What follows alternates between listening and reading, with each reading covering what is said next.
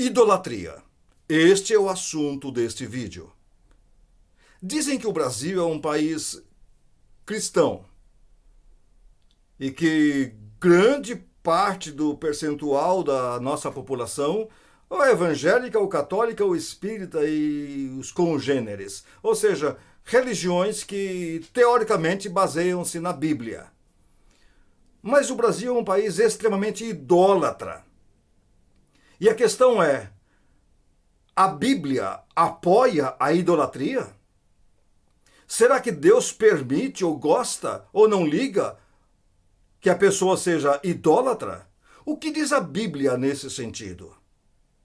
Bem, na primeira carta de Paulo aos Coríntios, no capítulo 8, no capítulo 9, no capítulo 10, de 8 a 10, mais o 8 e o 10, na verdade, o apóstolo Paulo fala a respeito dos ídolos. E ele chega a dizer que a imagem em si, a estátua do ídolo não é nada. Jeremias chega a dizer que aquela estátua é como se fosse um espantalho. Você sabe para que serve um espantalho? E você sabe o que o espantalho faz? E você sabe que um espantalho não espanta nada? Se um pássaro quiser, ele faz ninho num espantalho, porque o espantalho está ali parado, sem fazer nada, tentando espantar os pássaros, mas as aves podem vir e fazer ninhos no espantalho. A Bíblia diz que essas imagens, essas estátuas, são como espantalhos, não servem para nada. Onde você colocar, elas ficam. Aonde você puser, elas vão permanecer, porque elas não fazem nada. Salmo 115 diz: como que você vai orar para alguém que tem olhos e não vê, tem boca e não fala, tem pés, mas não anda, tem mãos, mas não apalpa? Como que você vai orar a uma entidade assim? A Bíblia chega a argumentar que uma pessoa vai no mato, pega um pedaço de pau e naquele pedaço de pau esculpe uma imagem de escultura, esculpe um ídolo e diante desse ídolo se dobra, ora aquele ídolo sem pensar que com o resto daquela madeira ele fez fogo, usou aquela mesma madeira para fazer como lenha para fazer sua comida, mas uma parte daquela mesma lenha, que é lenha de comida, com aquela mesma lenha, fez um ídolo e diante desse ídolo feito de lenha se ajoelha ou faz o sinal da cruz. Será que a Bíblia apoia esse tipo de coisa? Falando ainda do que diz o apóstolo Paulo, Paulo diz, por trás desses ídolos, dessas imagens, existem espíritos maus, e aquilo que se oferece para esses ídolos está de fato sendo oferecido para os demônios. Você pode ler no capítulo 10, no versículo 20 da primeira carta de Paulo aos Coríntios. Tudo que você oferecer a um ídolo, a uma imagem, você de fato está oferecendo aos demônios. Mas você diz, mas eu não ofereço nada. Quando você oferece uma oração a um ídolo, você está orando ao demônio.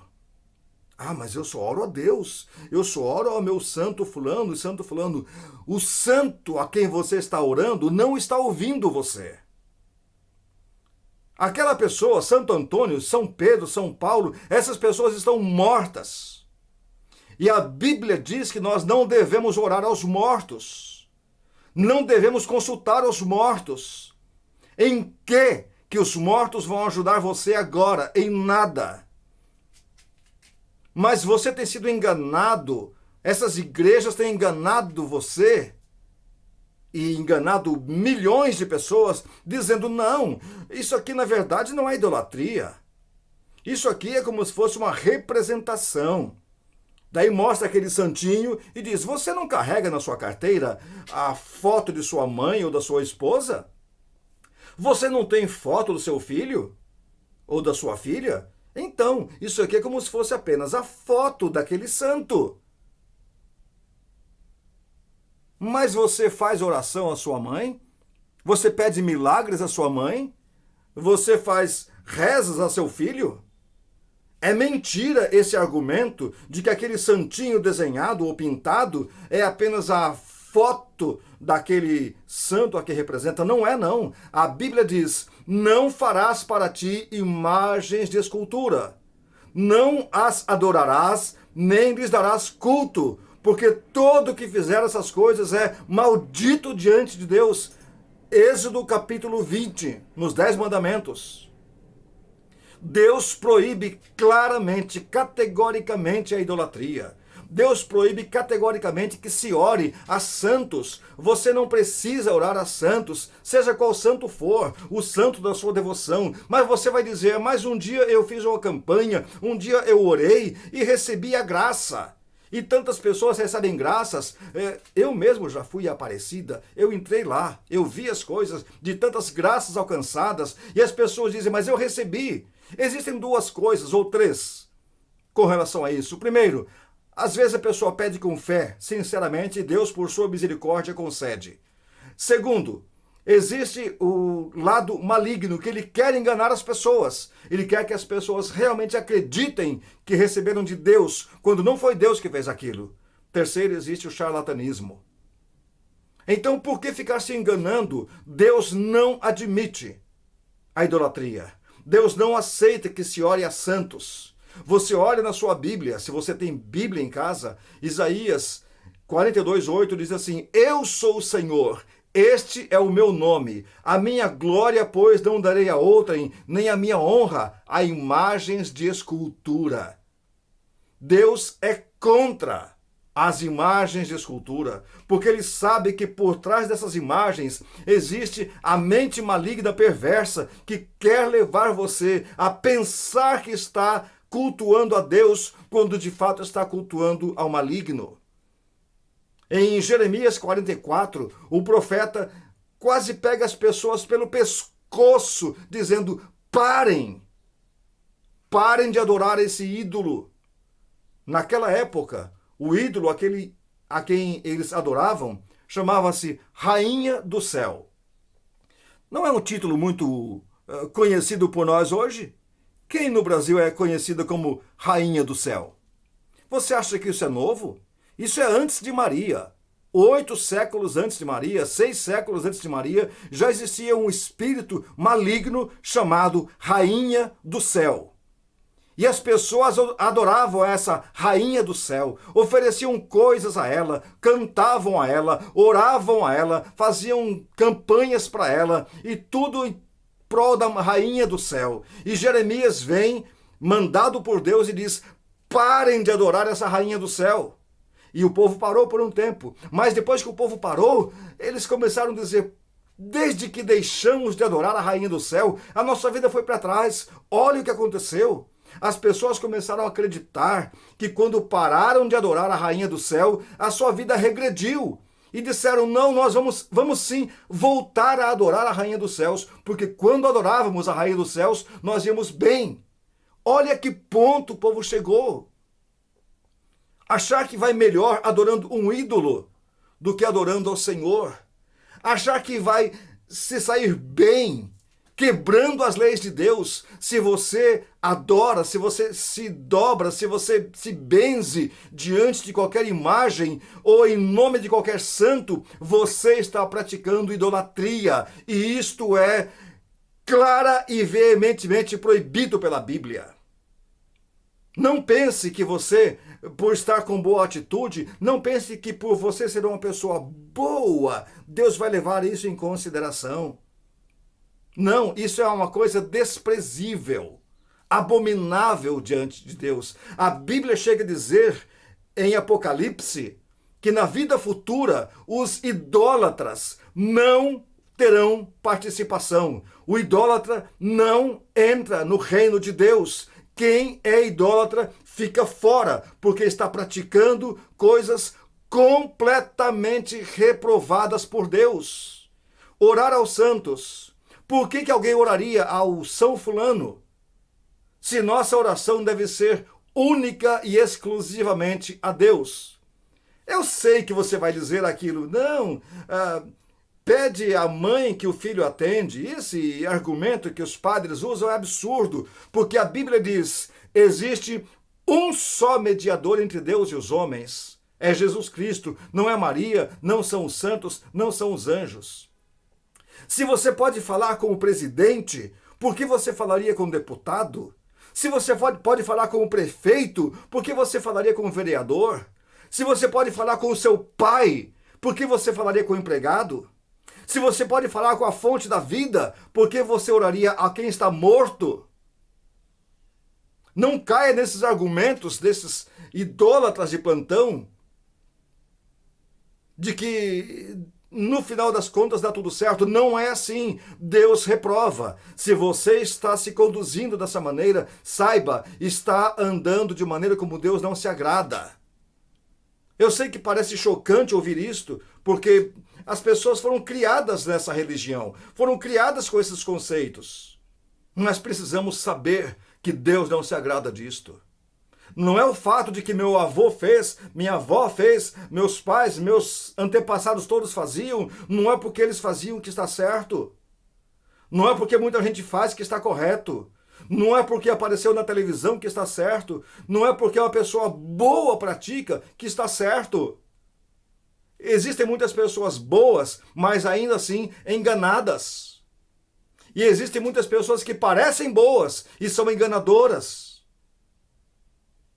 Lembre-se, eu volto a dizer, a Bíblia condena a confecção, a fabricação de imagens com fins de adoração. Mas alguns dizem, não, mas eu não adoro. Eu não adoro. Adorar só a Deus. Eu venero, eu tenho respeito. Só o fato de você carregar, só o fato de dobrar-se diante daquilo, só o fato de pedir já está adorando. Constroem-se templos, paróquia fulana de tal, igreja isso, aquilo, sempre com o nome de santos. Como não adora? Como que não cultua? Cultua sim. Nossa Senhora disso, Nossa Senhora daquilo. Como que não está cultuando? O Brasil é um país idólatra. E Deus não se agrada disto. Deus não quer que essas coisas continuem acontecendo. Você é responsável por suas escolhas. Se você até agora nunca tinha ouvido alguém falar tão claramente com você, ainda que você tenha se ofendido, lembre-se, você não é mais inocente. Você sabe a verdade. Você pode pegar sua Bíblia e olhar de capa a capa, e você verá que em todos os lugares Deus condena isto. Não importa o que o padre diga, não importa o que fulano de tal diga, não importa o que aquela irmã diga, o que a freira diga, olhe o que diz a Bíblia e você verá que de Gênesis a Apocalipse, a idolatria sempre foi condenada. A oração a essas pessoas, aos santos, a intercessão dos santos, não existe na Bíblia, e a oração a eles, portanto, sempre será condenada, porque nós devemos orar somente a Deus e em nome de Jesus. Jesus não é aquele bebezinho no colo de Maria. Jesus não é o menino Jesus de Praga. Jesus não é aquela criança que uma imagem o sustenta ou que os anjos carregam. Jesus é o Senhor dos senhores, o Rei dos reis. Jesus foi eleito por Deus como juiz de todos. E ele há de julgar cada pessoa de acordo com sua conduta. E uma das coisas que ele verá e agirá veementemente é a idolatria. Existem 3 pecados terríveis que a Bíblia censura. O primeiro pecado que a Bíblia censura é a murmuração. Porque a murmuração questiona a bondade de Deus. O segundo pecado terrível que Deus abomina é a fofoca, porque a fofoca destrói o povo de Deus. E o terceiro pecado que Deus abomina é a idolatria, porque a idolatria rouba a glória de Deus. Aquele culto que deve ser somente a Deus passa a ser também para os santos. Aquela adoração que deveria ser exclusivamente a Deus passa a ser compartilhada e dirigida aos santos e às santas e às imagens. Aquelas homenagens, a gratidão, o reconhecimento pelas graças e pelas bênçãos recebidas deixam de ser somente para Deus e passam a ser também a santos e a santas, esquecendo-se que Quem faz as coisas é Deus. E esses santos nem ouvem, nem escutam o que você está falando. Nem conseguiriam atender às pessoas que oram. Não são oniscientes, não são onipresentes, não são onipotentes. Eles não ouvem as orações. Ainda que ouvissem, não poderiam fazer nada. E ainda que pudessem fazer por uma pessoa, não poderiam fazer para todos, porque não são onipresentes. Orar aos santos, adorar imagens, é algo que Deus condena. Portanto, meu amigo, com todo respeito àquilo em que você sempre acreditou, com todo respeito àquilo que você crê, com todo respeito à tradição da sua família, com tudo que você acreditou até agora, eu digo a você, pesquise, fale com Deus, leia a Bíblia, olhe na sua Bíblia. Não fique apenas no que eu estou falando e também não me crucifique por ter dito a verdade a você. Consulte na sua Bíblia e você verá que tudo isso que eu falei a você é verdadeiro. Então, se você acha e sabe que está no caminho errado, converta-se. Dê meia volta no seu caminho. Corrija os seus passos. Deus é muito maior que uma imagem. Deus é muito maior que uma estátua. Deus não se limita a um andor. Deus não se limita a um altar. Nosso Deus não está crucificado numa cruz. Nosso Deus não está ainda com os pregos no seu calcanhar. Nosso Deus não está com uma lança ainda atravessada no seu lado.